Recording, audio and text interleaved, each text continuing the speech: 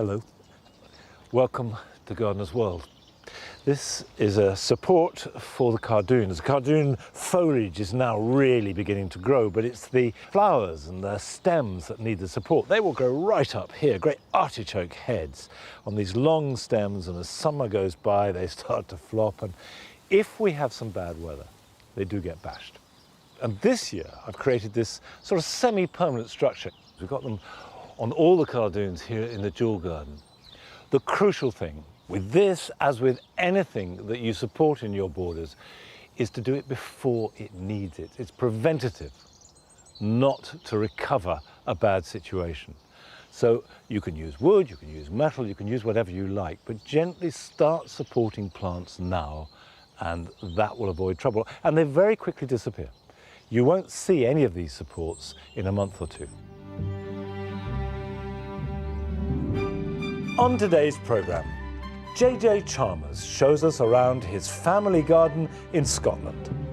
This is a cherry blossom that we planted 3 years ago when my son was born.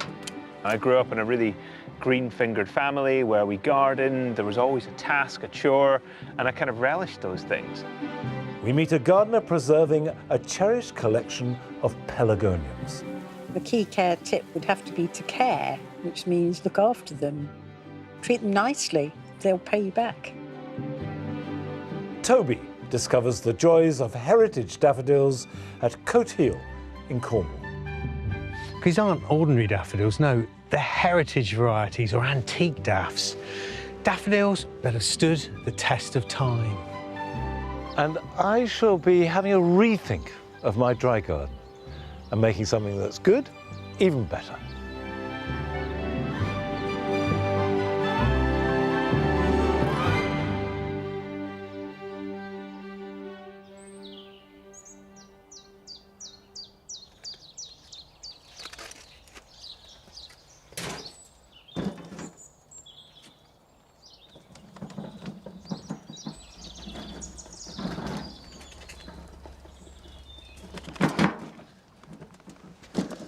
Over the winter months, we widened this half of the flanking orchard beds.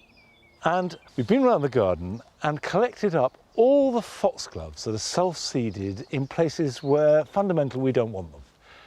Dug them up and transplanted them.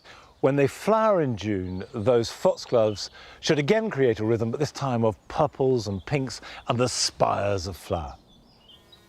So now, the next phase I want to go to is at ground level. I've also been around the garden collecting hardy geraniums, which are brilliant for giving low-level foliage and colour. Now, I have to confess that I can't remember what varieties these are. They come from various places around the garden, and these are plants, some of them, which we've had for decades. The beauty of hardy geraniums, of all kinds, is that they are tough. They're tough and pretty. And being tough and pretty in a plant is a great virtue. So we'll pop these down, and I'm just going to start pretty much at random, and they will grow in any kind of shade. You have geranium phaeum, for example, which will be very happy in almost dark, dry shade.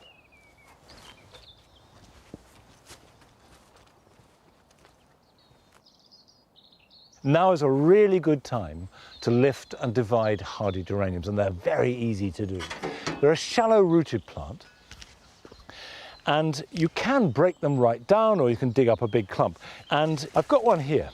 This is a geranium macrorhizum, Bevan's variety.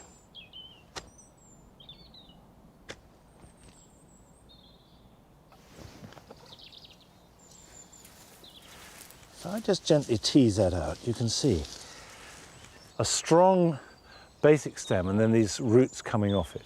And that will transplant perfectly well, as will that sort of size. Now, if you want to create lots of new plants from hardy geraniums, buy the biggest you can afford, break it up into the smallest units possible, pot up each piece, and in about 2 or 3 months' time, you can plant them out as individual plants, and in a year or two, you'll be breaking up those clumps that they've created. Right, I am now going to take this en masse, teasing it out of the ground. There we go. And transplant it. Now I want to put this clump in the corner, Nelly. You like that? Do you? Good girl. Right, let's move that out the way and create a planting hole. And planting them is really easy because they're so shallow. So I just with my fingers need to scoop a little bit of a depression out, pop this in there. And the point about this is it will spread. So the initial clump will very quickly act as both ground cover and as really good decoration. Now I will water that in, and at this time of year, if you move anything, give it a soak.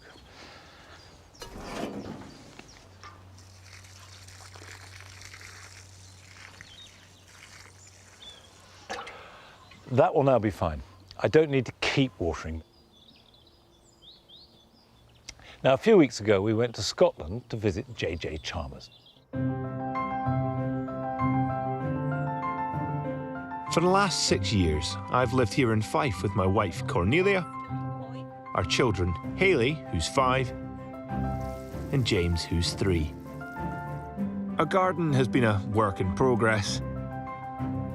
I still have a lot to learn, but I'm passionate about being outside, making the most of the space we have, and most importantly, sharing the joy of gardening with my family. Where did you learn about the secret passage? In 2011, when I was a Royal Marine, I was seriously injured in Afghanistan. Being outside in nature and spending time in the garden became a huge part of my recovery. There's so many benefits to gardening. I mean, there's physical benefits to start with. I mean, a lot of my rehab was essentially done by, having a responsibility for a place and having to overcome whatever challenges I met to ensure that this place thrived. It's a mature garden with 3 different areas. It was pretty overgrown when we first arrived, so the first thing we had to figure out was what we had and what we wanted to keep. It's been a challenge. This space is absolutely dominated by this stunning monkey puzzle tree. It is beautiful, but it does cause a few problems. The pigeons love to roost in it, and so this area is covered with bird poop, but it's also very shady. We took out some rhododendrons that had just got a bit out of hand, and again, were really blocking out the light. We wanted to be a bit more airy and open. We like to plant wildflowers in the summer. We've got daffodils in the spring, things that will encourage wildlife, bugs, nature. When I was going through my recovery, everything was about me. It was almost selfish. Everybody cared for me. So the opportunity to care for something else was really important. And I do feel like, with this garden in particular, that I'm a custodian of it. This has been here for a lot longer than I've been, and it'll be here way beyond me being here as well. I like to think of the garden as a bit of a movable feast, where plants can be juggled about, depending on where they work best. We actually planted potatoes into this bed after rooting everything else out, and that helped aerate the soil and regenerate it so we could then begin planting. Now we're beginning to see what may stay and what may go. This camellia is starting to come through really nicely, and this is definitely not going anywhere. This is a cherry blossom that we planted 3 years ago when my son was born. But the things that don't work in here, they're not going to go to waste. We'll dig them up and we'll probably move them down to the bottom of the garden. I don't just repurpose plants. One of my passions is building things too. If I can reuse any item for the garden, I will. I want to make myself a little DIY sieve because my compost is ready for use, but there's some large, bulky material in it that I'd like to get out of it. So instead of using the one from my kitchen, I'm going to build myself one. And it's really simple. It's just a wooden frame, which I'm making out of some old repurposed material. I mean, this is literally just some old bed slats out of a single bed, and then some chicken wire. Drill 4 pilot holes in the ends, butt the 4 pieces of wood together, and drive a screw into each corner to fix it. Right, that's the frame. And you can make this as big or as small as you like. I've made this the right size so it will sit right on top of my wheelbarrow. Then I can shovel in my compost, give it a little shake, and then off and use it. Right, chicken wire now.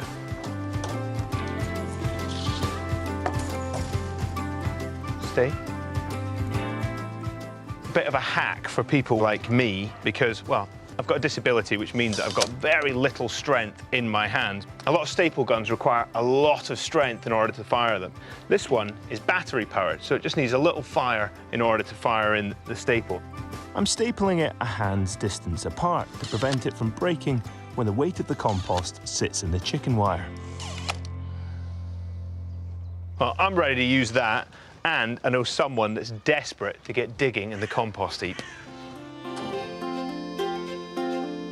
You carry a shovel, both hands, 2 hands, that's it. Time to put the sieve to the test with my little helper, James. Now, can you scoop some into the big sieve? You got it? Oh.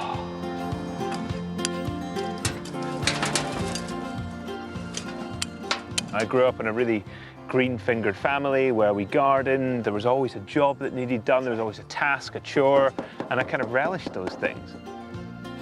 Your garden gives you a greater understanding of the world outside of it as well. You know, a respect for nature, for wildlife, for plant life, and that really does start at home.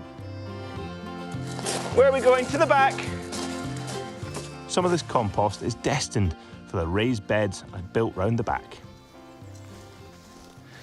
So we like to grow things like carrots and radishes in here. And we've been doing it for about 3 or 4 years, and each season we just like to put in a little bit of fresh composted material just to make sure that there's a nice bit of nutrients in it. I inherited my love of gardening from my mum, Liz. And as she lives just up the road, me and the kids love popping by to use the greenhouse to grow on our veg. Now these are called shallots. Hayley, which way do they go? This way. Oh, that bit up, yeah? And what's this in the bottom? The root. Then, when our onions and shallots are ready, I'll bring them back and put them in our raised beds. At the very least, I want my kids to be outside when they can be, but at the same time, I really want them to love it. I want them to feel like they want to get their hands dirty and get stuck into things.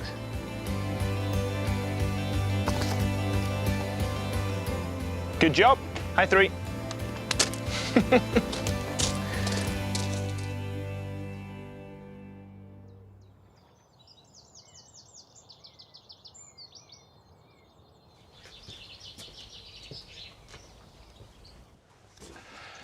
It's always lovely to see children being enthusiastic and engaging in a garden. And I think one of the things we all learnt during lockdown, not just for children, for all of us, is that your garden, however big, however small, is full of the glories of nature.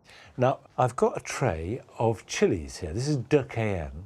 It's medium hot, grows well, good size, but at this stage, they need pricking out. Now, when you're pricking out, the true leaves are the smaller ones. These bottom ones are the seed leaves, and then the top ones are the ones that tell us it's got roots. So we hold it by the leaf, never by the stem, because the stem is quite fragile, and then get under it. And what I'm trying to do is take out as much root as possible. So I'm not pulling at all, I'm just levering it out. There we go. And then we just gently make room for it.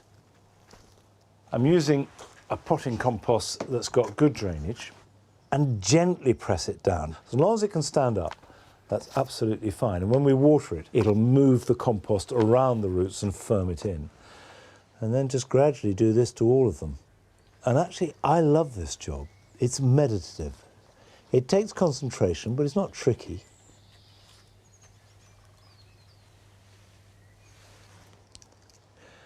Okay. Let's visit the first of your gardens this week, and it belongs to Julie Lloyd.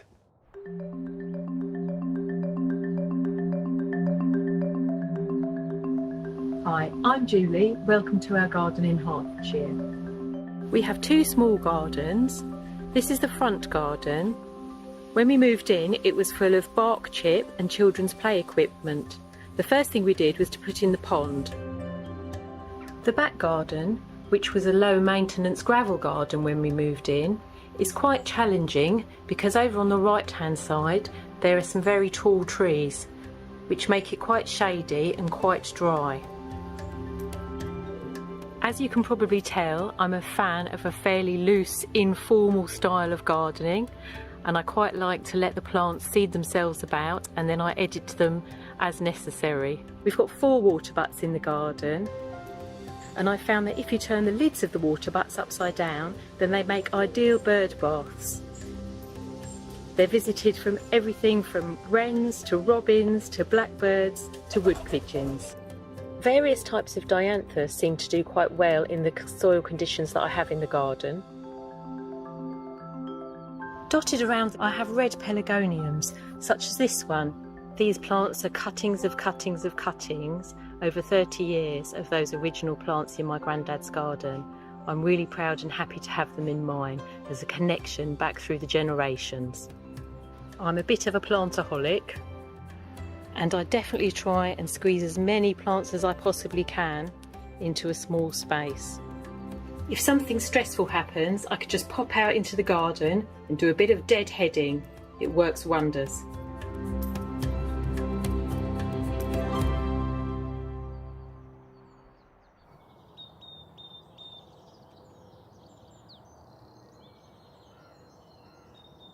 Thank you very much, Julie, and thank you for sharing your garden. It looks lovely. Now, as part of the process of building up my stock for the orchard beds, I'm growing quite a lot from seed. Now, you'll find that plants are getting much more expensive, and we're finding that we've got less and less money to spend. So growing plants from seed makes really good sense from a financial point of view. It's much cheaper. So for that border, this year I'm going to grow a lot of annuals for year 1. They will give me the colour and the volume that I want. But at the same time, I'm going to grow some perennials from seed too. Now these will work much more slowly. Some perennials might start to flower the first year, but most will take a year or 2 to develop. And obviously the perennial, that could live for years and years. But annuals can fill a border up while those perennials are developing. So the first one is Nicotiana, which is a tobacco plant, lime green. It's a tender annual, so it's not frost hardy, but it will grow in light shade and of course has the most wonderful evening fragrance. Use a peat-free compost. Let's fill that up. The seeds are tiny. So if you look here, you can see they're very small. And what you try to do, as always with seed sowing, is sow them evenly and thinly. So we're just going to sprinkle those over, like that. And then gently press them into the compost. Now, these seeds are very fine indeed. So if I water them from the top, you can spread these very fine seeds to the edge of the seed tray. Initially, until you start to see germination, it's a good idea to water them from below. And that means putting them in some kind of container. It could be a sink if it's big enough, it could be a deep tray. Anything that will take about 1 inch of water, wait till the water has been absorbed, and that will give the moisture enough to promote germination. Obviously I need to do a label. Lime green. Put them somewhere warm. The greenhouse is ideal, or a windowsill. And then these will germinate in about 10 to 14 days. They'll be ready to plant out at the end of May, beginning of June. But where you have a perennial, and I've got here a foxglove, but it's a perennial foxglove, Digitalis parviflora, which is sown now, might take a year or 2 to get established, but will go on flowering for years to come. Like the Nicotiana seeds, I won't cover these as they need light to germinate, and I'll also water these from below. Now these will go in the greenhouse to germinate, and over the coming weeks I shall be sowing a wide range of plants for those orchard beds. Perennials, biennials, hardy annuals and tender annuals. And by midsummer I think it'll be looking pretty good. But there are gardeners who focus their passion, their skill and their love for a particular group of plants, and that's certainly the case for Stella Abrahams in her garden in Hertfordshire.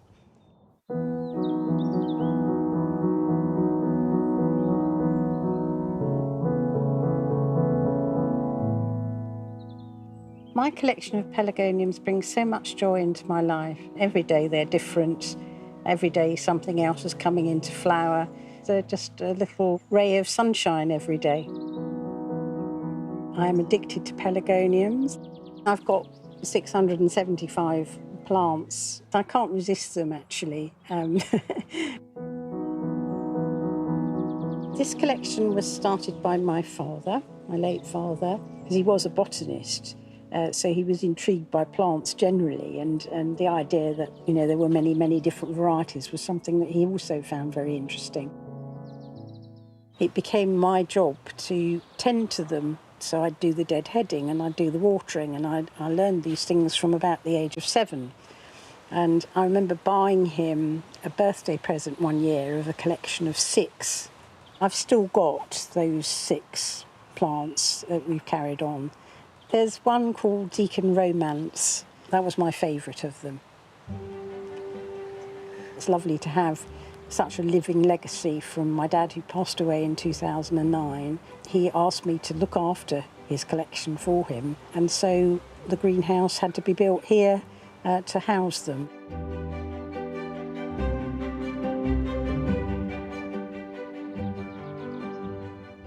A lot of people are familiar now with the scented leaf varieties. This one is called Joy Lucille. Very pretty flower, but the most beautiful lemon rose scent, which you can use in cooking. This plant will actually be a cutting of my dad's original Joy Lucille, so I've kept that going as well for over 50 years from his original plant. This is called Prince of Orange. This has got a delicious orange scent, very, very strong, and the best way to get it is to just rub the leaf a little bit, and then the perfume just comes through. So you can see that this plant has really quite thin, tender stems, which makes it quite difficult to take cuttings because they are less moisture retentive than the thicker stemmed, more conventional, what people would call a geranium as opposed to a pelargonium. I'll show you an example here. You can see that this plant, which is called Gemma, the stem on it is much, much thicker. My dad used to call all of these plants geraniums. In fact, I think they were much more commonly known as geraniums. And there's a lot of confusion about this, and the simple answer is all these plants are in the same plant family as the wild cranesbills and the cultivated hardy geraniums. Those hardy geraniums are perennial plants.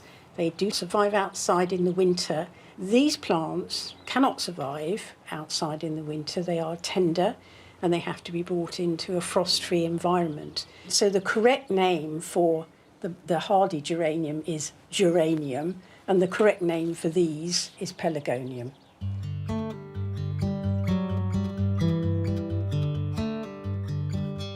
So here are some lovely examples of ivy leaf geraniums showing off their trailing habit.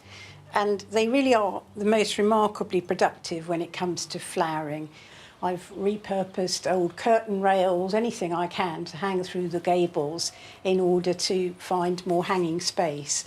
They have the most wonderful colourways, from this beautiful dark colour, this is Tommy, through to Rose Enchantress, which is one of Dad's originals. This one is Fairly.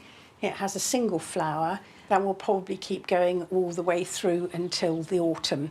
That's well worth collecting as a beginner because they are extremely easy to take cuttings of. You can probably root a cutting of that in about 10 days and you got yourself another plant for free.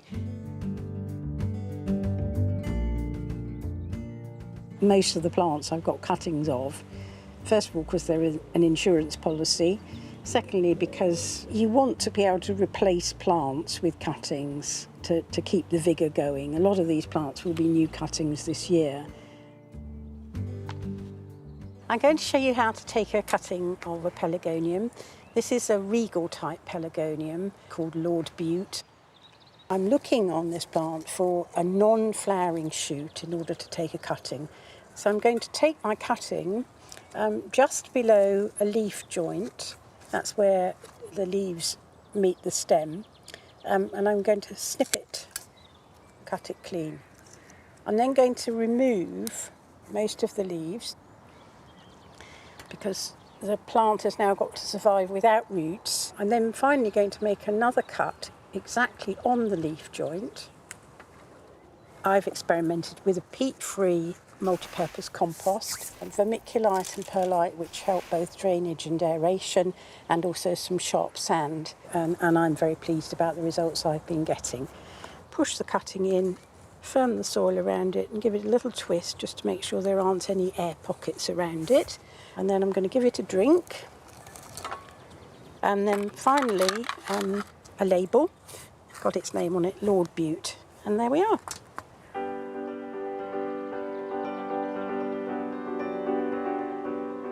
The key care tip would have to be to care, which means look after them, water them, deadhead them for the appearance sake, and also because it promotes more flowers. Treat them nicely, they'll pay you back. Their whole demeanour changes when they've had a decent drink, and the decent drink is never soggy. During the growing season, so any time from March onwards, it's advisable to feed. If you want lots of flowers, you have to go with a high potassium food. Something like tomato food is good.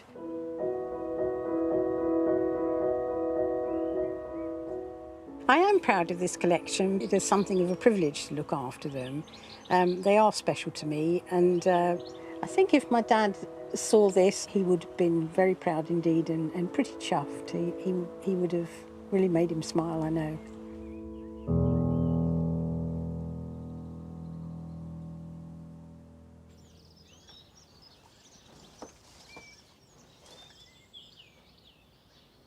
I love Stella's little tip about giving a cutting a twist. I've not done that before, but I will from now on. Now, we store quite a few of our pelargoniums here in this wooden greenhouse. We store some others down the bottom too. But the wooden greenhouse has become, over the winter months, a cross between a storage unit and a conservatory, because all the plants in here, the succulents, the salvias, the agapanthus, we've got the carnivorous plants, fuchsias, pelargoniums, are more or less tender, which means that they will not reliably survive a Longmeadow winter. But at this point, in spring, on a lovely day, you feel they ought to be outside. We ought to be able to put these in the garden and enjoy them, but I would say hold on. Don't be in too much of a rush, because we can still have frost. Certainly here we can. Give it another week or two, and then gradually harden them off, and then when we get into May, the last risk of frost should have passed, and then they can go out and you get your greenhouse back. Now, still to come on today's programme. We meet a couple in Birmingham whose garden was inspired by a triangle. Here in the dome, in the cactus house, this is where the triangular theme of the garden really becomes its most intense. You know, we're inside a curved form made of triangles. And Toby travels to Cornwall to celebrate daffodils in all their glory. 5 minutes in the autumn planting the bulbs can give you 5 months of colour. That's 5 minutes well spent.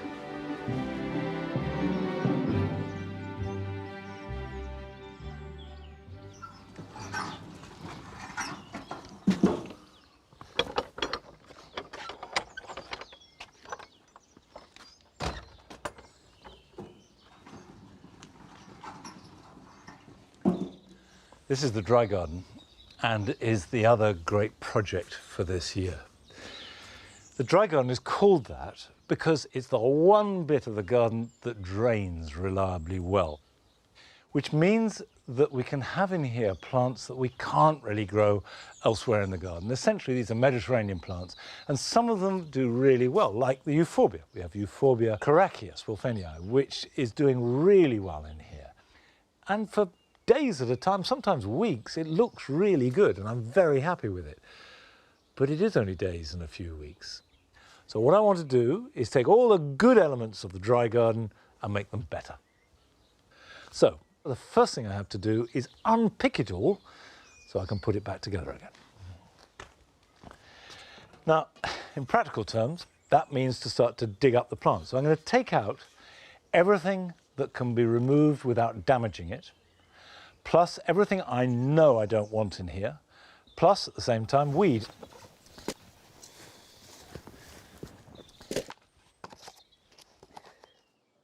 This is a Stipa gigantea, much too big, and that definitely will come out.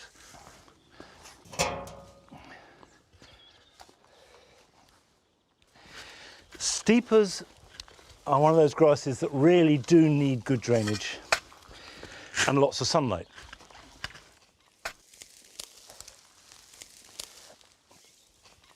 Right, this has come out. Give that a pull. Stipa gigantea. Right, now I've cleared the great big clump of the Stipa, I can see this iris, which was completely hidden. We can take that out, and you can see with a bearded iris like that, that's the rhizome, these are the roots. Now all the goodness for the flower is in that rhizome. So I think in the short term, I can just pop it in the tray, I'll pack some soil around it, and that will be good for a few days.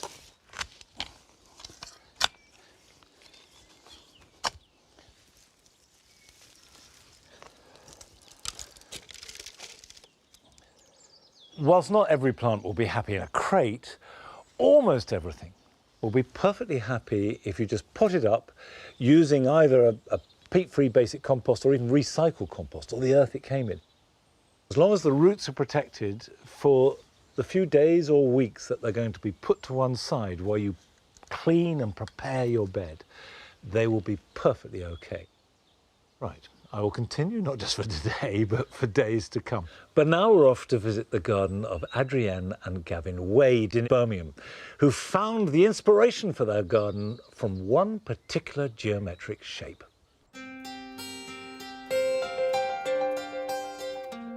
To me, the garden is everything. The garden, it's really integral to how we live and how we think and how we breathe. It's a really special thing for us. The garden is an artwork. It contains artworks. There's a curated set of elements. They're things for us to be in and experience and watch and, love. Triangle garden is 9 metres wide by 55 metres long. So we've broken it up into 5 sections, and the first being the patio, and the next area is the lawn, and it's got the triangle beds and the exotic planting. And then there's the fernery. And then further along there is the bromeliad house. And you walk down and you see the geodesic dome. We started the garden out of lots of different starting points, but one of the key elements was the geodesic dome that I was really interested in as a very perfect natural form, as a structure that is partly about rethinking how you put things together, how you make something like a garden. Here in the dome, in the cactus house, this is where the triangular theme of the garden really becomes its most intense. We're inside a curved form made of triangles. We've got a variety of different plants, from euphorbias that have come from Africa and cacti from the Americas. And the euphorbia is really interesting because it's adapted itself to have spines instead of leaves, in the same way as cacti do, because the climate is similar, but they're on different continents. And that to me is really fascinating. We love the spiky plants, and we love the things that look so exotic and alien. When they flower, it's an event, and we come out at night sometime because that's only going to flower one night. It's exciting. Yeah, they're fascinating plants. Yeah.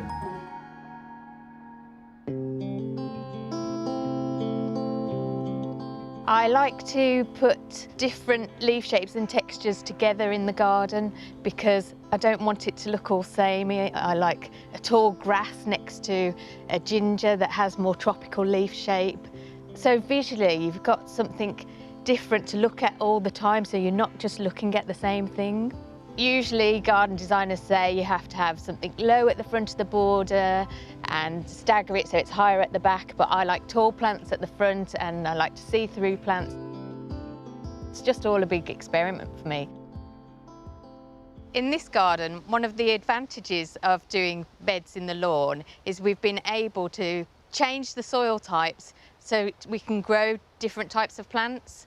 So in this bed, we've changed it to a free draining soil to allow us to plant the palms and the succulents and arid plants. And in another bed, we've left it with our heavy clay soil, and those plants don't mind that at all.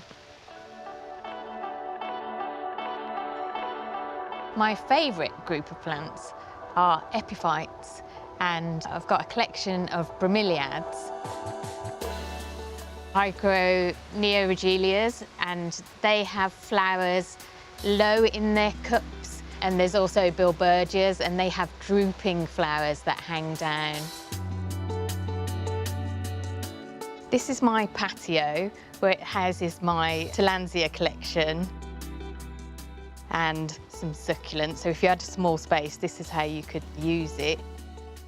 I had a branch from a neighbour's tree fall down, and I thought that was perfect to display the Tillandsias. They're air plants, so they don't have roots, and they just sit on the tree as they would in nature, and they get all their nutrients from the air and the rain. I really love these plants because they're so easy to care for. If they're curling like this, they're showing you signs they need a bit of water. So when you see that, give them a spritz. And these stay out all summer long. And as soon as it starts to get below 10 degrees, I take them inside and they live in my bathroom, which is nice and hot and steamy for them. And this is Tillandsia usneoides, otherwise known as Spanish moss. Hangs down from trees in the American South. You've probably seen it there. And this Tillandsia bergeri is quite hardy, and you could probably leave that outside if you lived in London or somewhere by the coast, but here it has to get tucked up and protected.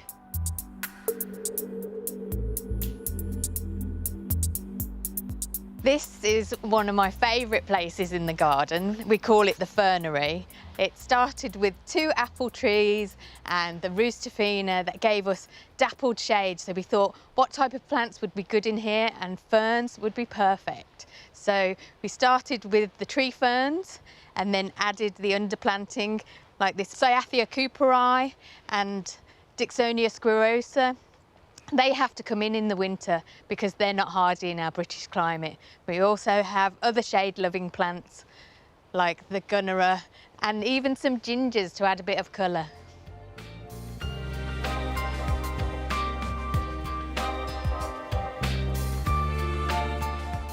Having a garden is very special and you can escape into it, so I think we've both thought about it as an escape, a kind of utopia.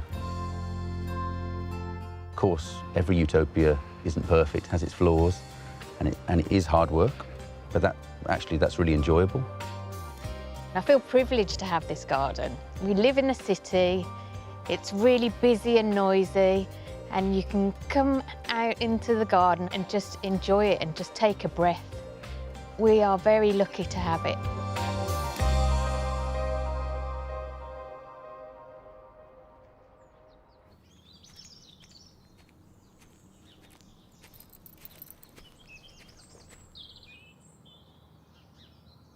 I don't suppose you could come up with a garden that's more different to Longmeadow than that. But I like that. I like the way that gardens can be and should be a reflection of your personality, because this means that there is a garden for everybody.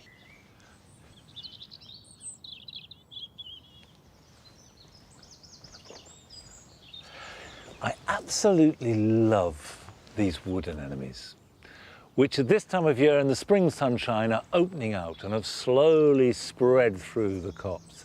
But slow is the word, because They spread by seed almost inches at a time every year. We first planted a little clump maybe 26 years ago, and this is what they've reached so far. But don't be put off by that, because if you plant a few around the base of a tree, it won't be long before they make a lovely little white spring coronet. And for a few weeks, they're an absolute joy. Now it's time to go and visit another of your gardens. And this takes us to Ireland.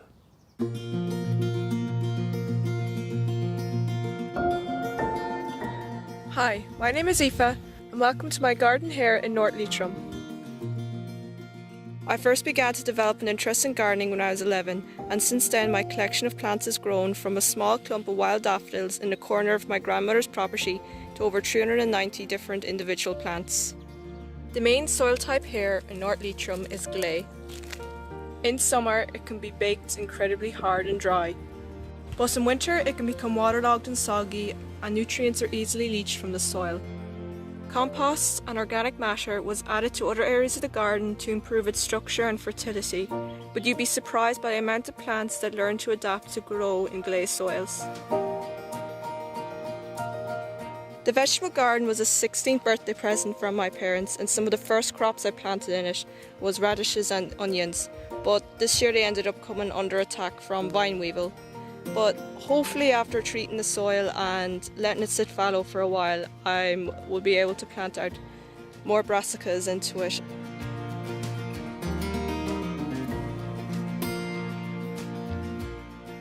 Gardening has really become an obsession for me, and I hope to one day work or volunteer somewhere that will put all the knowledge I've learnt over the years to use. When it comes to gardening, my greatest inspiration has definitely been my grandmother.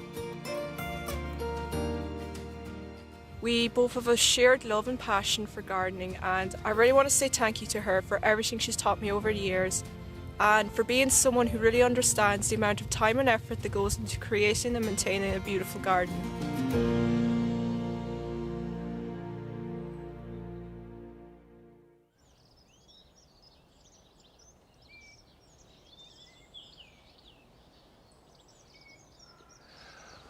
What an inspired present to give Aoife a raised bed for her 16th birthday, but clearly what you have there is the makings of a great gardener. And raised beds are really good for growing vegetables. With a raised bed, you get better drainage and better soil structure, and for us, the crucial difference is they warm up much quicker. And when soil gets warmer, it means that seeds germinate much easier, and also young seedlings will grow quicker. Now, what I'm growing in this one is going to be carrots. And when you're growing carrots, they do need a really finely prepared soil. So break it down and get a nice tilth. And any chance to use that word is to be celebrated. Right, I've got two halves to the raised bed because I'm going to grow two different varieties. We've got a Chantenay carrot. This is a Chantenay red cord. It will germinate when the soil is a bit cooler and give you an earlier crop. And most of these will be ready to harvest in June. You can see that carrot seed is quite small, but the important thing is to give it a chance to grow, to give it space. So when we're broadcasting, you literally just sprinkle. There you go, Nell. Nellie thinks this could just be biscuits. It's not, it's carrot seed.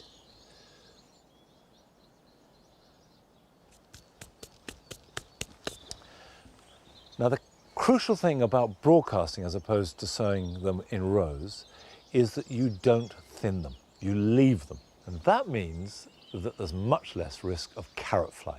Carrot fly are the great pest of carrots. They zoom in on it, lay their eggs, and then the larvae hatch and feed off the roots. And they hunt by smell. And when you thin carrots in a row, you release that lovely carroty aroma into the air, and you're attracting every carrot fly in the neighborhood. On this side, I'm going to sow some Nantes carrots. Now, Nantes carrots are particularly sweet, and they're a good early crop. If it's very cold, they won't germinate. However, you can help by cloching them. And I've got these cloches, and they'll do two things.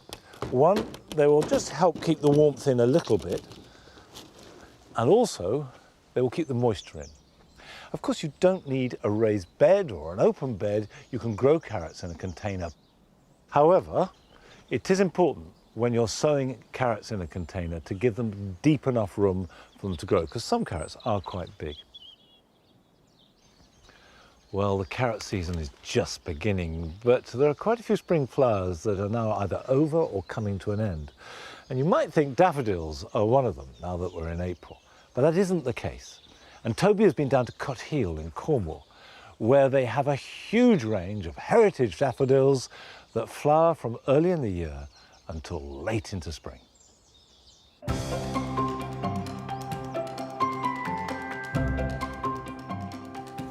Some gardeners I know, they like to grow their daffodils in distinct clumps, variety by variety, often with the label out the front, like a row of usual suspects. But not me, I'm from the West Country and I like this. A floral jambalaya of different varieties all mixed together. And this corner of Cornwall is famous for it. You see, there are daffodils in the hedgerows, daffodils gone wild in the meadows and under the canopy of the orchards. It not only looks beautiful, the daffodils have made themselves at home here and naturalised. And they look so natural because these aren't ordinary daffodils, no, they're heritage varieties or antique daffs.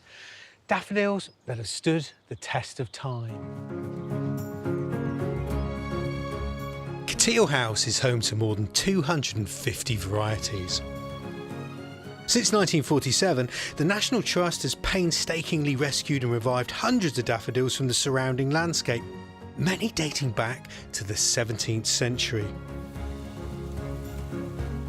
Keeping their collection thriving is head gardener Dave Bouch. So why are there so many heritage daffodils here? Well, good question, Toby. I think if you wind back the clock a little bit, the Tamar Valley's been historically really important for commercial horticulture. So back at the turn of the last century, there were over 10,000 people employed in horticulture involved in daffodils. So it would have been a real thriving industry.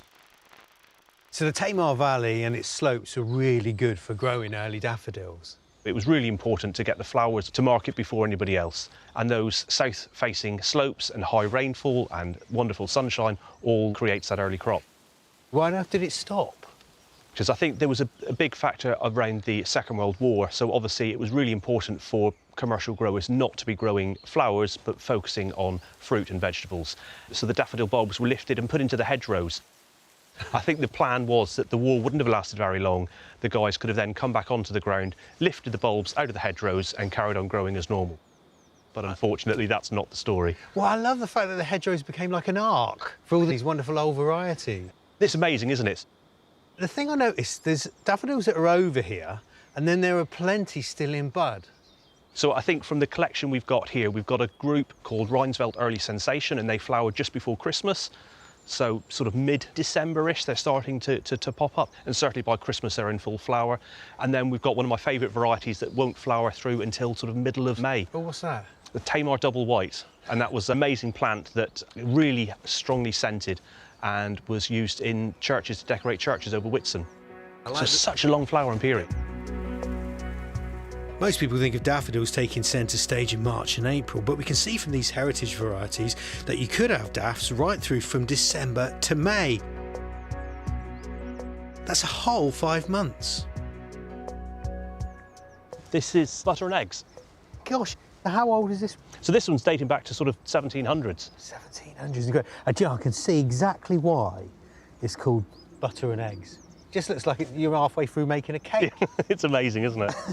That's terrific, isn't it? What a great name. Are there any other favourites? There's a wonderful one that's called Fortune, and that name purely come about because of the money that was being made from it as a cut flower.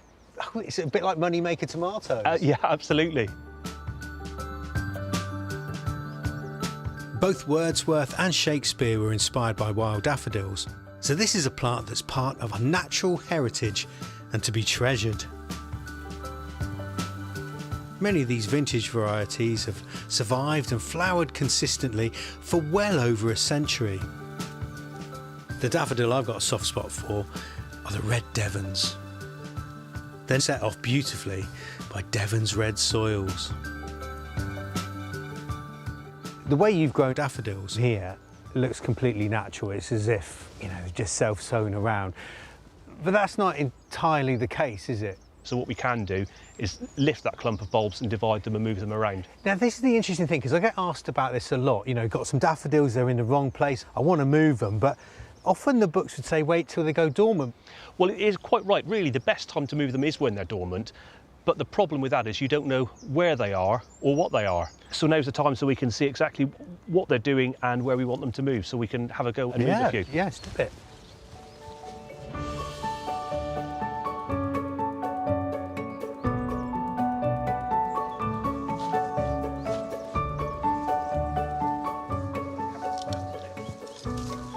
Look at that, nice. Oh, that's a good job, isn't it? Yeah, look at those. There's plenty there, isn't there? So what you want me to do here then, Dave, is rip them out into individuals, yeah? Yep. And then plant them individually. Yeah. So the flower will come off fairly quickly, but then, you know, the plant will survive and go on and flourish. What an immensely satisfying job. So you want me to stick them in individually, Dave? How far apart? Yeah, so 6 or 8 inches apart. Right, got it. So if I was lifting and dividing, making more of the daffodils I've got, what would be the ideal spot to put them in? What conditions do they really like? So the great thing is they grow pretty much anywhere, but ideally you want good moist soil and some dapple shade or full sun. There's always a bit of a debate though, isn't there, about when you should chop your daffodils down, particularly if they're grown in grass. What we do is we leave them for about 6 weeks after flowering. So that's the kind of time that we will start cutting. And this is the other thing, you often hear this thing about deadheading, and I've been to gardens where the gardener likes the job of going around with a bamboo cane or a switch and then swashbuckling off all the flowers. Is that because they got anger issues, or is that, and is it completely unnecessary? It is good practice to do it, but on some of our bigger meadows, there just isn't capacity, so they've just got to take their chances with that. And I guess you get a few self-sown. Yeah. And do you get the odd new variety coming up here because of hybridisation? Well, and of course, that's how you get the different varieties. So when you sow them from seed, you can collect the seed. They take about 6 or 7 years to reach flowering time, but then that's the sort of time you'll look to see if you've created any new varieties. Well, I'll be looking out for Dave Bouch daffodil. It's only a matter of time, Dave. Well, hopefully one day. One day.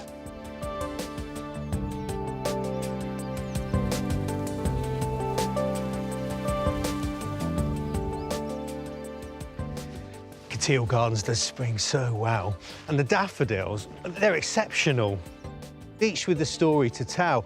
But this is more than just a history lesson. What we can learn is that 5 minutes in the autumn planting the bulbs can give you 5 months of colour. And who knows, those flowers might come back for 5, 10, maybe 50 generations. That's 5 minutes well spent.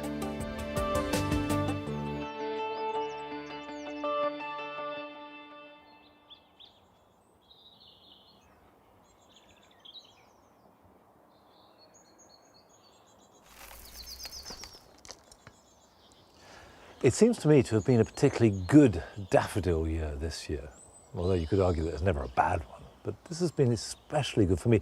And what I've got most pleasure from, I think, is not just the wild native daffodils, which are beautiful, and some of the bigger, bolder ones, but the more delicate varieties. So some of them really tiny, but still jewel-like and absolutely lovely. Now, what I'm growing here is a first from me. I've got all trendy. I'm growing loofahs.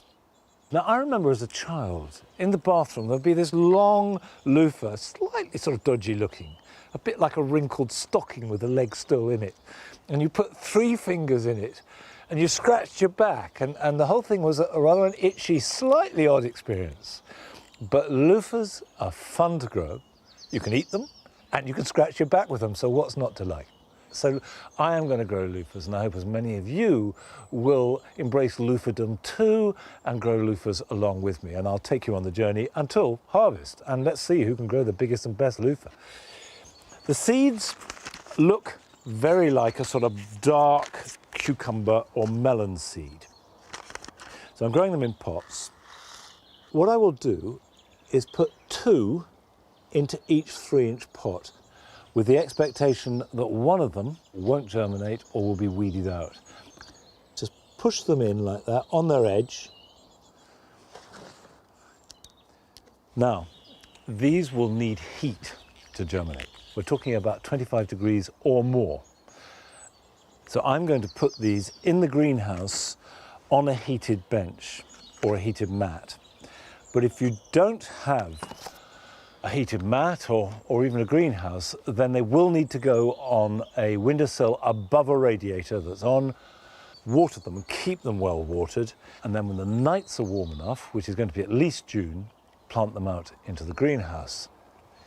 Now, I'm sure that all of you will now rush out and buy loofah seeds and grow them by the tens of thousands. But if, for any reason, you don't feel inclined to do that, here are some other jobs you can do this weekend.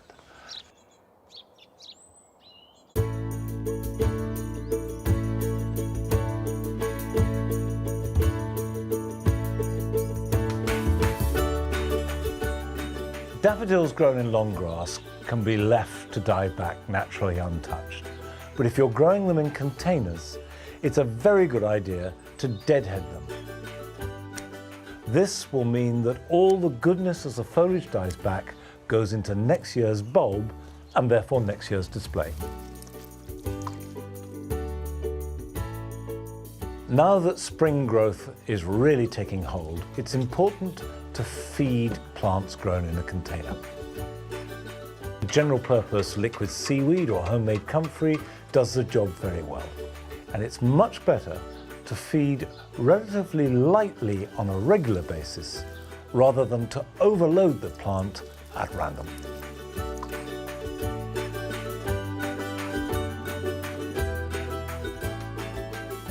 Sarracenias are wonderful carnivorous plants to grow either indoors or even outside in milder areas. But they can look a bit tatty by this time of year. So you should cut back right at the base any of the leaves that are showing signs of dying back.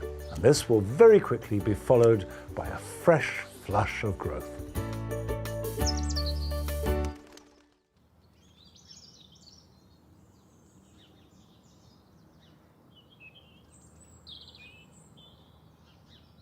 The writing garden is always about getting that balance between white and green right. And I've often said that a white garden is a green garden with touches of white.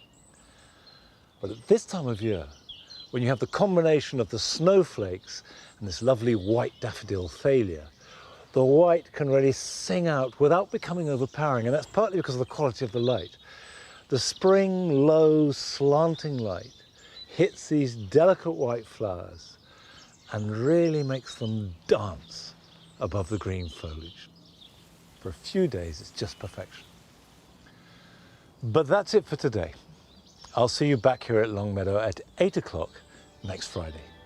So until then, bye-bye. Come on.